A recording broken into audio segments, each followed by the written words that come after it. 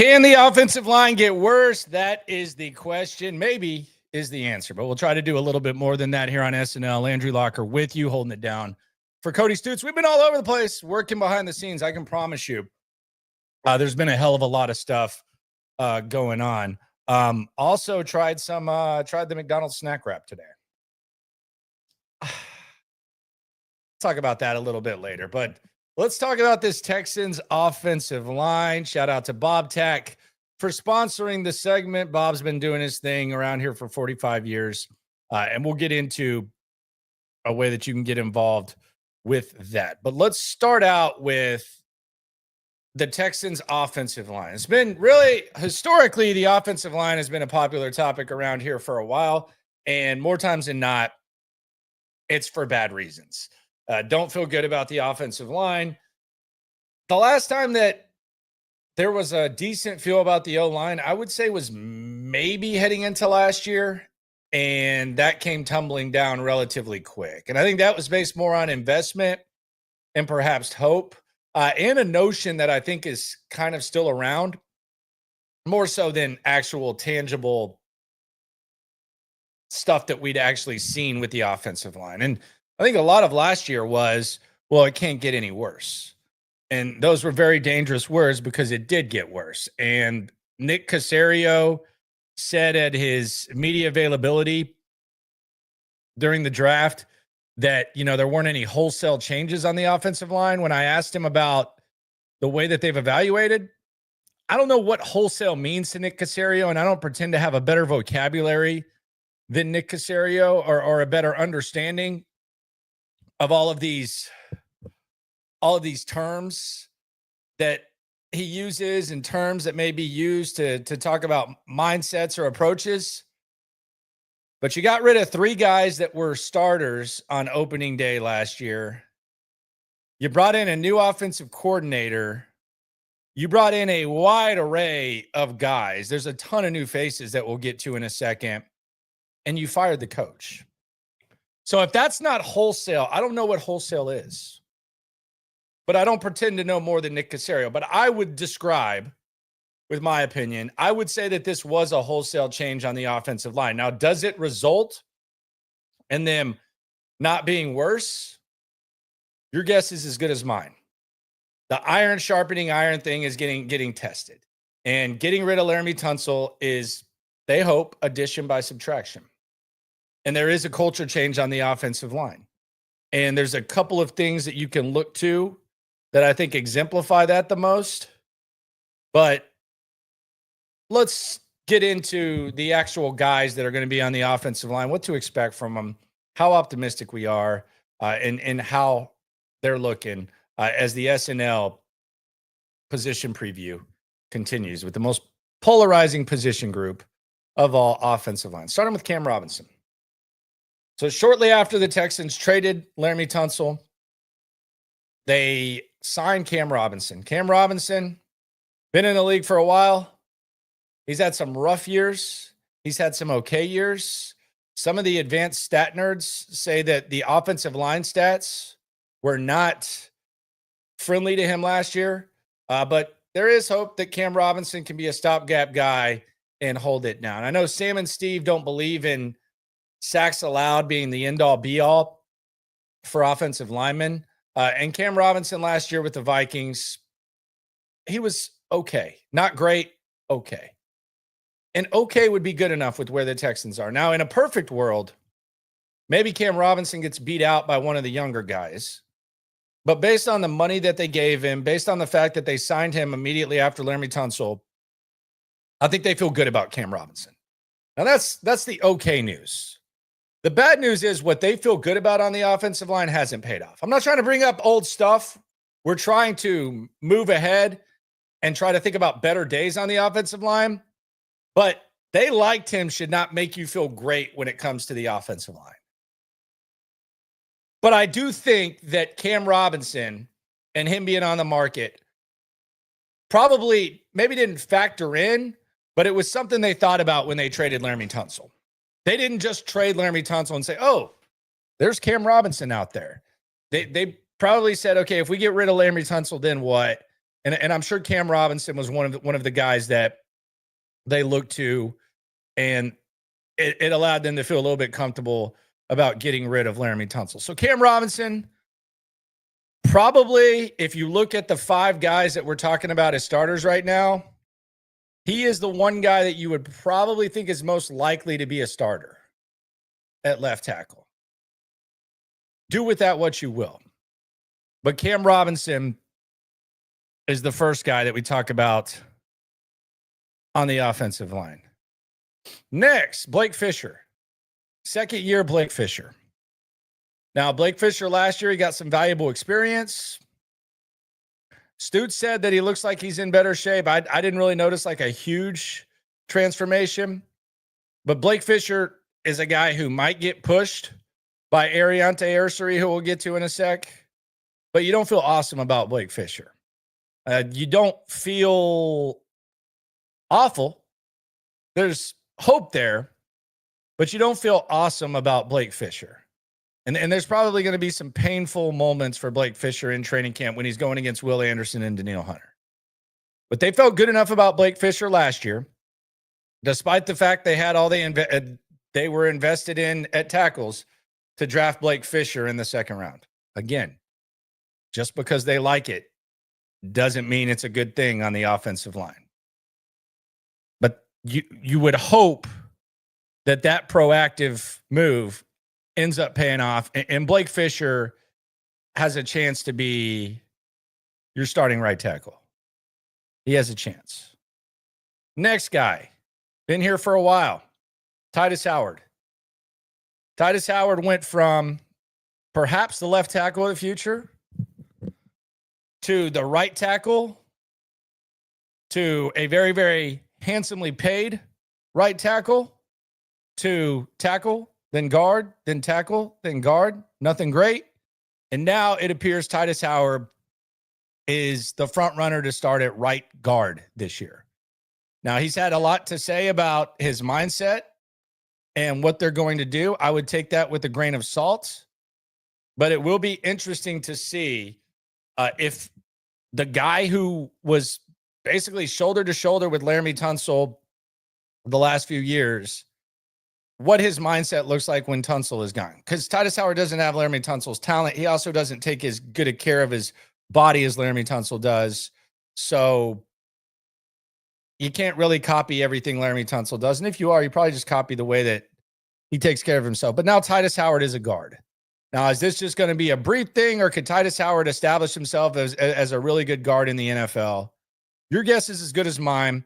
I will say this is the first time, the first offseason, if we want to be positive about the offensive line, this is the first time that Titus Howard has probably been 100% focused on being a guard heading into camp. A lot of times it's kind of a last-second thing, doing what's in the best interest of the team, moving around, blah, blah, blah.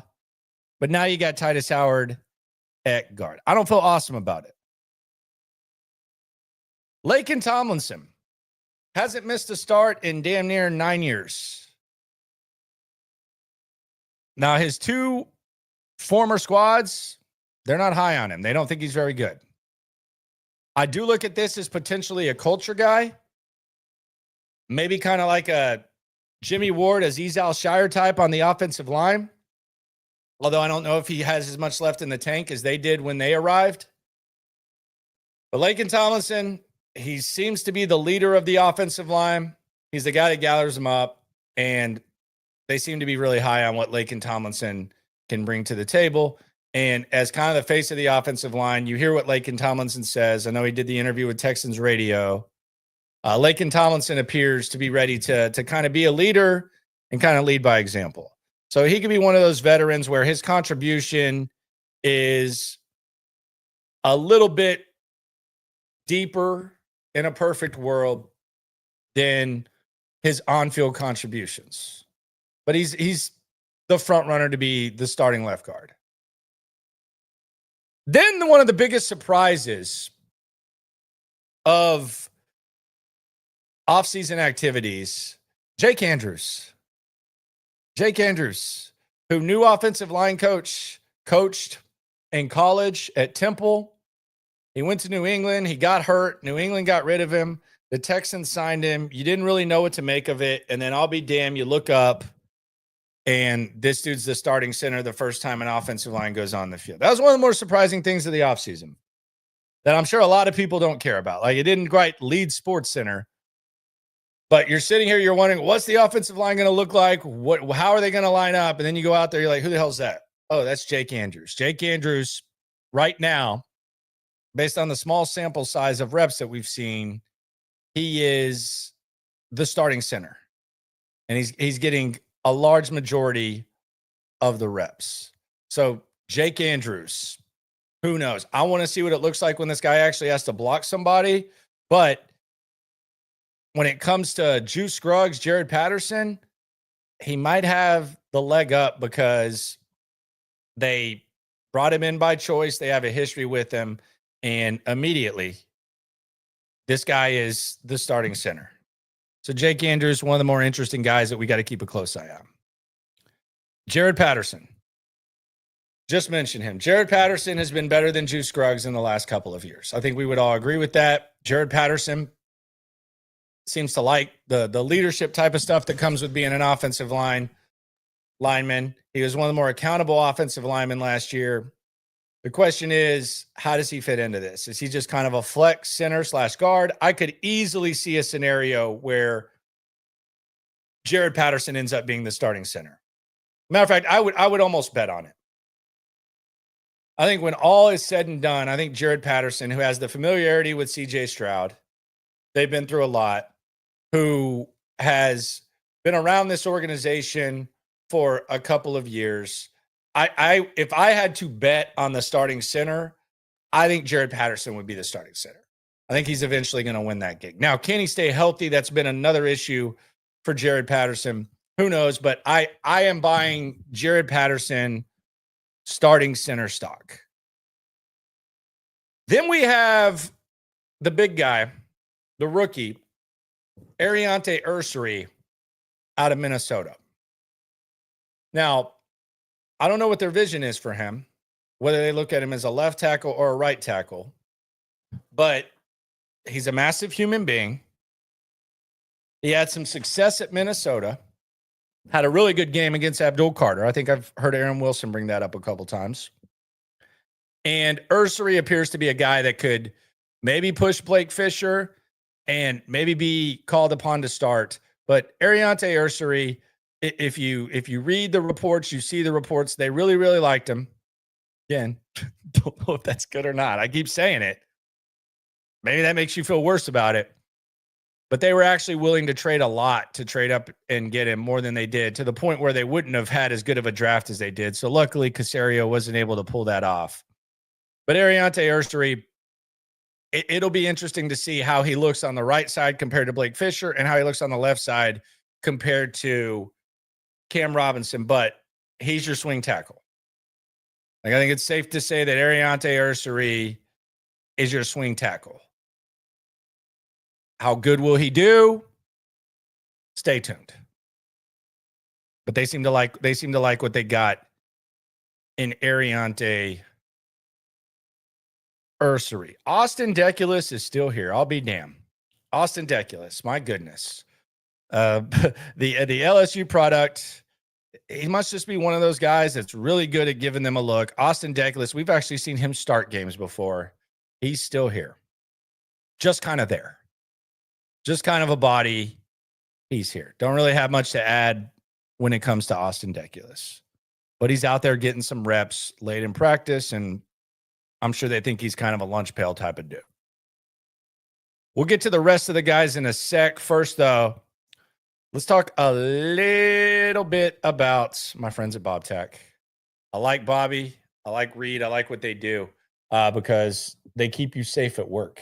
And they do so with local principles. They got smart. They got lower prices. They got 24-hour customer service, and they'll deliver right to you. All you got to do is dial or text 409-744-8225, and they'll deliver right to you. They got you covered 24/7, locally owned and operated, 45 years industry experience, safety supplies, PPE, spill control products, trucking, maritime supply. They got the gloves, they got the FR coveralls, they got the protective clothing 24/7. They can get you anything. You can call, text, check out their products. Go to bobtac.com. If they don't have it, call them. They'll set it up for you. They will get it done. You'll pay less, you'll get more, and you'll be more safe at work. That's not something that you should take lightly, but there's too many big companies that are doing that. AI, telephone agents, and just kind of just throwing the stuff out there and raising prices and blaming it on other things. So any local business that needs safety supplies, Bob Tac's got you covered 24/7. Give them a call at 409-744-8225. Go to bobtac.com. Continuing the offensive lineman.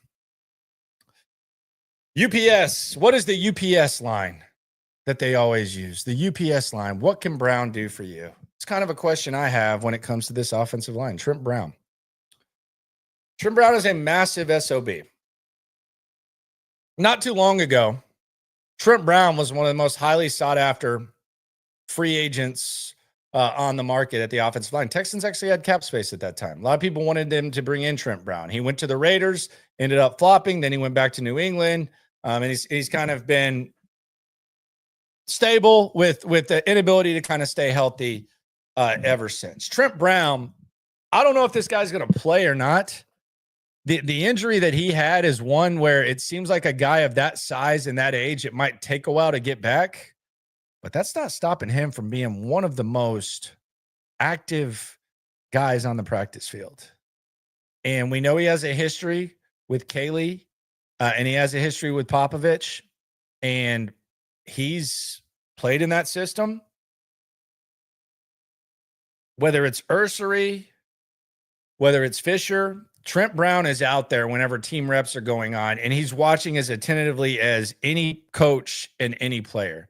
And not only is he watching, he is coaching on the side, and he's very, very active. And it does seem like he has taken it upon himself to coach these young guys and coach them up a little bit. And I actually asked D'Amico Ryans about Trent Brown's role and what he thinks about Trent Brown, and if he thinks that there's some value in bringing in a guy that knows what they like. And this is what D'Amico said when I asked him about this after gathering that observation. Here's the head coach of your Houston Texans, D'Amico Ryans, talking about Trent Brown.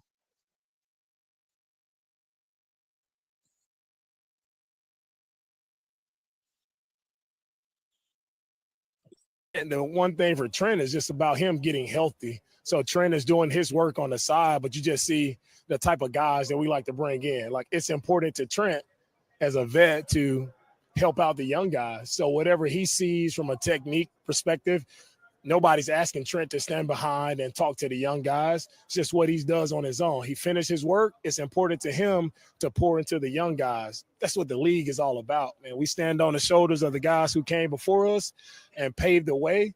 Trent is just paying it forward, helping out the young guys. Just shows the type of guy that Trent is. He is familiar with the and Popovich's extra valuable. It always helps when you have familiarity with the play caller or position coach when you're stepping into a new scheme. You know, no different than adding Aziz. Aziz, a guy, well, I was his position coach. So adding him, we know each other. He knows what I like. He knows what I'm about. He knows what I expect. And so he can easily deliver the message that I would say he can easily deliver to the locker room. No different on the offensive side, right? Adding Trent, who's been in this system, worked with Coach Cole, worked with Kaylee before, it really helps, I think, deliver that message to the guys in the locker room. So that message is just, it's echoing, right? And that's what you want. You want the message coming from the players, not so much from the coach all the time. And you know, I get all that. I think you gotta, like, does he end up being like a player coach? Are these young guys maybe just a lot more open to being coached? Maybe that's the case when you have a bunch of young guys and they're willing to do their thing. Maybe it's a little more open, but maybe he's got to get on the field for it to resonate. Because I think it's one thing to talk about Azeez. Like if Trent Brown is the equivalent for the offensive line of what Azeez is to the defense, then you're obviously going to be very good. But I think the vocal stuff maybe has to register with some sort of action, not just words. But the Trent Brown thing will be interesting to keep an eye on and see what happens. But he's definitely very, very active and very, very vocal with the squad. There's no doubt. Next one, Jalen Thomas. Look, I don't know whether Jalen Thomas makes the team or not. I know that the interior of the offensive line has a lot of guys, but Jalen Thomas is just kind of one of those guys that he's gonna be an offensive tackle. So there's that, but he's just kind of hopped around a little bit. We've seen him in multiple areas. He was in Baltimore, New York, and he's kind of hopped around here. The New York thing is interesting because you do kind of get a sense, and you heard John Mechie say that this offense kind of reminded him of O'Brien's, which kind of goes back to New England. So you do wonder if there's kind of a little bit of a system type of thing. But Jalen Thomas, I mean, he'll be fighting. If Jalen Thomas is a factor, you're probably in a little bit of trouble when it comes to that. Then we talk about Zach Thomas, kind of the same thing with Zach Thomas. Another tackle, was getting some second team reps. I will say he was getting some second team reps. Did appear in some games last year, but this was kind of a guy where you looked up in minicamp OTAs and you kind of saw him out there and you were like, okay, he's getting the rep instead of Ursary. He's getting the rep instead of Fisher. Zach Thomas, someone to maybe keep a little bit of an eye on. Every time I say Zach Thomas, though, I'm thinking about the linebacker. We all remember Kenyon Green. Kenyon Green, what a rough 3 years it was, despite being an early draft pick. Texans fans, I think, were frustrated with the shortcomings of Kenyon Green, and his spirit lives on in the form of Ed Ingram. Ed Ingram is basically the Minnesota Vikings version of Kenyon Green. Now, the Eagles, they're willing to kick the tires on Kenyon Green and see if maybe some of that potential can emerge in Philadelphia. Texans kind of hoping the same thing with Ed Ingram. You let Kenyon Green go, maybe the change of scenery helps him. Same thing with Ed Ingram. So Ed Ingram, he's not Kenyon Green, but he kind of is. Eli Cox. This is another one of the interior bodies that the Texans brought in. Eli Cox. I don't know what position they're going to play him at. They have him listed as a center. Maybe he can play some guard. But a lot of starts at Kentucky, and one of those undrafted guys, one of those guys that maybe you thought that they would end up drafting on the back end of the draft. They did not. And now Eli Cox is kind of in that mix, in that cluster, in that battle royale of offensive line. Ladarius Henderson. You're always going to hear them speak glowingly about Ladarius Henderson because they like the guy and he's hard not to like when he speaks. And they drafted him injured.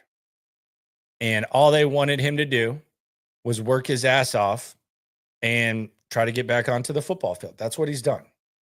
I don't know that they expect much from Ladarius Henderson. I don't know if we're going to see much from Ladarius Henderson. We could see Ladarius Henderson kind of hanging around on the practice squad, but he's on the back end of the depth chart, and he's a guy that they like because his rookie season was perfect. He did exactly what they asked him to do. That's all that coaches want in general managers is, okay, this guy was a team leader for Jim Harbaugh. He's injured. You bring him in. You show belief in the kid, despite the fact that he's injured. He works his ass off. He's out there practicing on the football field. And it kind of sounds like what kind of a leader sounds like on the offensive line.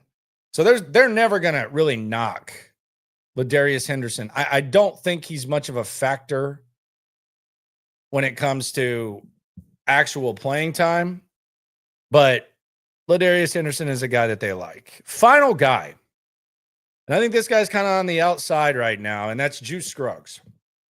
Juice Scruggs last year really didn't get as much smoke as maybe he deserved because he had Kenyon Green enduring a lot of the frustration. He had Laramie Tunsil enduring a lot of the frustration. He had Titus Howard enduring a lot of the frustration. He had Shaq Mason enduring a lot of the frustration. And it was just kind of like, okay, well, what's up with Juice Scruggs?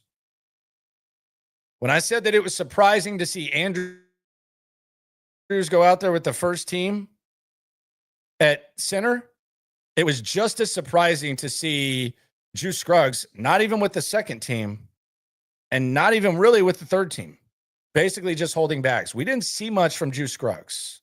I call him Juice Blacklock because Ross Blacklock got cut in year 3 after being a second-round pick. I could very easily see this with Juice Scruggs. I don't think they're big fans of his. Now, maybe in one of those like hardo coaches ways, maybe the OTAs and minicamp was a way to send a message to Juice Scruggs and light a fire underneath him. But I don't think Cole Popovich has any loyalty to Juice Scruggs. I know damn sure Nick Caley doesn't have any loyalty to Juice Scruggs. And you look at the guys that are above him, especially at center. Jared Patterson is a guy who just has been better than him. Even in the last couple of years, he's been better than him. And he seems and kind of sounds more like a leader that you want on an offensive line with, despite what Nick Caserio says, wholesale changes. So you have that. Then you have Andrews, who they brought in, who Cole Popovich knows all the way back to college. So Juice Scruggs is on the hot seat. Very much so. Juice Scruggs is on the hot seat, and it'll be interesting to see 8 days from now. God, it feels good to say that. But 8 days from now, it'll be interesting to see where Juice Scruggs fits in as they're getting their work in, and he's out there holding a bag. Is he going to be with the second team? Is he ever going to get any first team reps? Right now, the favorite is Juice Scruggs isn't on his team. That might be one of the bigger surprises as well, but that's the entire offensive line. In a crazy way, I think the Texans' offensive line is deeper. There's a lot more guys. I don't know if it's going to be better, but there's definitely a lot more guys. And I don't know that you really feel great about any of them. And it's tough because on the defensive side, if I said, well, they like this guy, so they did this. They like this guy, so they drafted him in the second round despite having guys in front of him. And they like this guy so much that they wanted to trade up for him. If I said that about defensive guys, you'd be like, damn, they're going to be good. They're going to ball out for D'Amico. But they've sucked when it comes to offensive line evaluation. They've sucked when it comes to giving out offensive line contracts. And they've even sucked when it comes to deciding who's going to play or not. See what D'Amico did the last game last year with Shaq Mason. Now, hopefully that changes. And that's kind of the hope when we go back to the coach. And that's where we start here with the landlocked top 5 questions about this offensive line. We've talked about the players. These players coached by Bobby Slowick last year don't think it's going to go too well. Damn it, Bobby. At least in that scheme. And Chris Strausser. But question number 1 is, will the coaching be better? Shout out to Cole Popovich. Big fan of what you do. Big fan of the way that you seem to be a little bit intense. But we've played this offensive line coach game, it feels like, for damn near a decade. And it never seems to go great. Even if these guys are not the most talented group, are they going to be coached better? Are you going to help them out? Is there going to be more stunts? Are they going to know what they're doing? Is the communication going to be better? Might be the most important coach on the staff, not named Nick Caley, Cole Popovich. Will the coaching be better? That's Nick Caley. That's Cole Popovich. And that's them adjusting to the personnel that they have. Get the ball out of CJ Stroud's hands quickly. Use those slot receivers so that the offensive linemen don't have to block as much. Maybe help out Dalton Schultz and don't ask him to basically be your right tackle to where someone has a free shot on CJ Stroud. That's question number 1. Will they be coached better? That's going to be the most important thing. That's a non-negotiable. They got to be coached better. I'm not sitting here saying he's got to be the best offensive line coach of all time. Although Nick Haley's sitting there saying Dante Scarnecchia is my mentor. That's my guy. Saw the intensity. If he's anything like that, then they're going to be okay. I'm not going to sit here and say they'll be good. They'll be okay, and they'll be better. Question number 2 on the offensive line. Is Andrews really going to start at center? And what does that look like? Jake Andrews, we didn't know who the hell he was when they signed him. Who is this guy? Oh, he's got history with Popovich, the Patriots. He's been hurt. Okay. I guess they're kicking the tires on him. Looking at your roster at minicamp, you look up, the guy's running with the ones. Is he really going to start at center? And what the hell is that going to look like? Is that going to mean they have a hidden gem that knows what he's doing? Or does that mean that things are so bad that they got Jake Andrews starting at center? Center's been a kind of a weird position around here in recent history as well. We go back to the Nick Martin experiment with Bill O'Brien, one of his favorite guys. Then we go to Justin Britt. I mean, there's been some interesting stuff that's gone on at center here. And then Juice Scruggs and Jared Patterson. We're talking about Andrews starting. Hasn't been great around here when it comes to center. And Chris Myers ain't walking through that door. Question 3. How do the young tackles stack up? Ariante Ursery, Blake Fisher. You proactively drafted Blake Fisher when you had 2 highly paid tackles. And Ariante Ursery was a guy that you took in the second round. Apparently you liked a lot. How do they fit in? How do they stack up? How do they look? Is it a competition on the right side? Are they already comfortable with Ursery being the swing tackle? What does that look like? How do they stack up? It's going to be very, very important. They've invested 2 second-round picks the last 2 years on tackles. What did Nick Caserio say? He said the draft is 50-50. Hopefully he's at least 50% on this, and you have at least one serviceable tackle that you've used with a premium pick the last 2 years. Might be too much to ask, though, when it comes to with the way that they've evaluated this offensive line. But hopefully that goes down. Question 4, will Juice make the team? Not talking about O.J. Simpson. Talking about Juice Scruggs. Will Juice Scruggs make this team? He's 3rd string right now. Maybe even more. Will he make this team? That is a question. Or are we going to be talking about Juice Blacklock? The cut on the 3rd year. Who knows? Will he make the team? And question 5, what does Titus Howard look like? How's he going to look at guard? Right guard, Titus Howard. He's saying all the right things. Seems like he's in better shape. Seems like he's a little bit determined. He's kind of fighting for his life.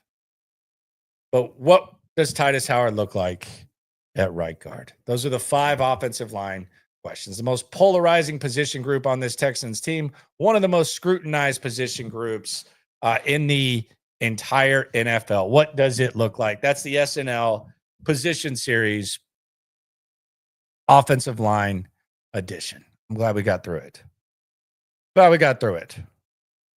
Very, very much. Bluggers on the chat says we need some positive energy when talking about the offensive line. Why? Why? Like what's that mean? Players get the negative energy and it never helps. Nah, that's not my job, brother. Shout out to B.O.B. Yes, OO says we don't know who's going to make the team till the final cut down. That's very, very true. That is very, very true. Brandon H says an O-line trying to prove itself is better than one that's complacent. I would agree with that. I think the mindset that they have, at least with the guys that they've brought in, I do think that's probably a better mindset than kind of some complacency for sure. If Trent Brown gets healthy, does he play? I would think not, but I don't know. Neon says things can always get worse. Yes, as soon as you say it can get worse, it definitely gets worse. Patrick says 10-minute delayed start. Landry needs to start drinking prune juice regularly. Yeah, so here's what happened. Here's what happened with the delay. So first I had like a long ass phone call talking about some stuff for the stream. And then I got another phone call that I wasn't expecting at that time that ended up being a 40-minute phone call. Then I took the nanny to the bus.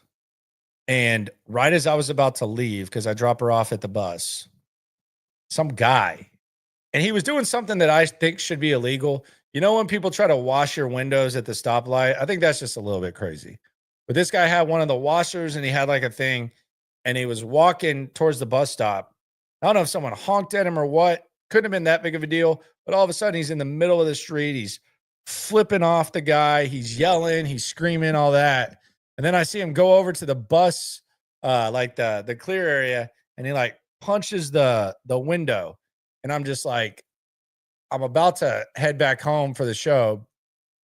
And I'm like, and you know what? I'm just going to turn around and make sure that she gets on the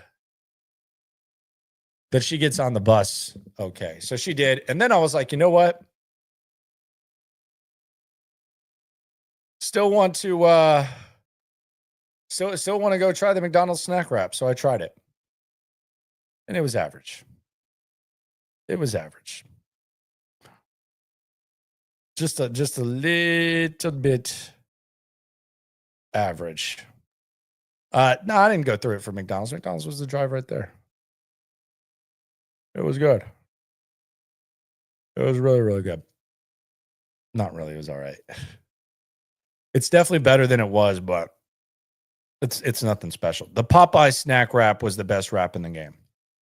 They got rid of it. It had the red beans and rice in it.